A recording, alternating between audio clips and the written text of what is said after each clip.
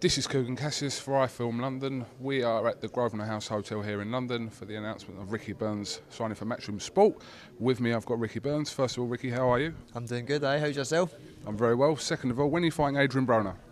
That's all. Jump straight to it. That's all I've been getting all day. That's all everyone wants to know. When are you fighting Broner? No, listen. Let's talk about him moving up to 147 now. So who knows? The fight could never happen now. So if he does move up, Adrian, because I interviewed Adrian a little while ago when I was in Atlantic City, he mentioned your name in every other breath. Not just on our interviews, but everyone. He wants you bad. But listen, if he moves up, he's fighting Malinage now apparently. So if he moves up, unless you move up with him at some point, it might not happen. Everybody's saying to me today, especially, oh, what about you moving up? Obviously, the next couple of years, I'm definitely staying at lightweight.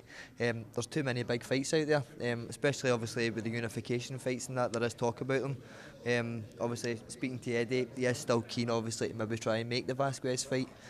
So, again, one fight at a time, but we'll see how it goes. I spoke to you maybe about 18 months ago about Adrian Broner when he was still at super featherweight. And, you know, when these first things were coming about that Ricky was avoiding Adrian and all this, but he's under the impression, I don't know, listen, he says a lot of things, so we take what he says with a pinch of salt sometimes, but he's under this impression that, you know, he wants this fight with you and you don't want this fight. That's what I get the impression when I listen to Adrian Broner. Do you know, I've said all along, I would love to get that fight. Obviously, you're not going to get a bigger fight than that. I think that is the biggest fight out there for me now. But obviously, he seems to want it. He seems to need me more than I need him. As you said, every interview I've saw him doing, he mentions my name, so he does. But He's doing wonders for you in America, by the way. No, do you know, that's what everybody was saying. The publicity I've been getting off him is unbelievable. But do you know, I've said all along, and Eddie Hearn knew before I even met him as well, my attitude towards boxing, I'll fight whoever they put in front of me. But the way Eddie was talking about, obviously, the way they're going to steer my career now, obviously, get me fighting regular in Glasgow, build on the support that I've got up there now, but he doesn't see it being a problem, try to bring one of these big names to Scotland. So again, we'll see what the future brings. I saw his tweet to you the other day as well, saying "fight me, you little bitch" or something, and right. you responded with "that made me laugh." It made me laugh as well. Did you not see my comment? No, that's what I said. Your comment back to him was "it made me laugh." Yeah. Well, obviously, everything came out obviously about my split from Frank Warren. So obviously I was feeling a bit let down, obviously with the fight being cancelled and that. And obviously you wake up in the morning and you've seen that he's tweeted you that, so it made me smile a wee bit. Indeed, Adrian, keep digging our man out, Ricky Burns. You just signed your new promotional deal, Matchroom Sport, and Eddie Hearn. How's it been left with Frank Warren? Have you left on good terms? Do you know, I've not actually spoke to Frank. I've left it up to Alec Morrison. He's been dealing with it for now. But do you know, I've not got a problem against Frank Warren. I just feel as if, obviously, over the last year or so, there's been a few issues that never get sorted. Obviously, the last couple of fights and that as well, I was feeling a bit let down about stuff with that.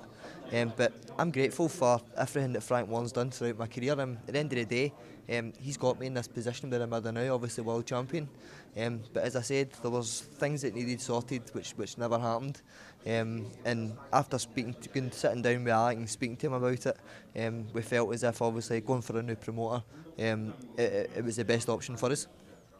So obviously the fight, one of your dream fights with Miguel Vasquez fell through. Is this a fight, apart from that fight of Vasquez, is there anyone who's next after that? All right, Broner and Vasquez aside, May the 11th, ideally, who are we looking at, Ricky?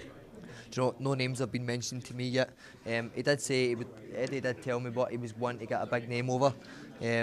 Obviously, because I've been out the ring for so long, I think that's how, I don't know who they're going to have in mind, but obviously there's a couple of venues that they're talking about that he's wanting to do.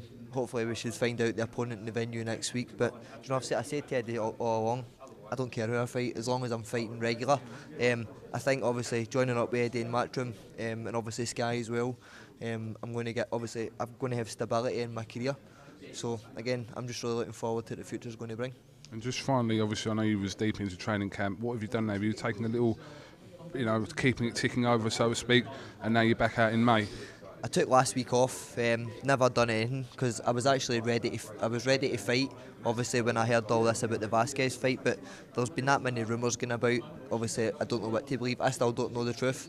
Obviously, there was rumours going about that he hadn't agreed to the fight, that he hadn't signed the contract, and then obviously that he wasn't well, and there's doctors' lines and that going about, and obviously that's why it was postponed. But I still don't know the truth. All right, but like you said at the start of the interview, it's moving forward now, and onwards and upwards.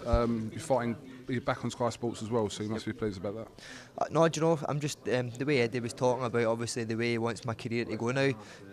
Obviously my next couple of fights, getting them back in Glasgow, I'm just really looking forward to it. Obviously he said all along, he still, if I want the big unification fights, they can still happen.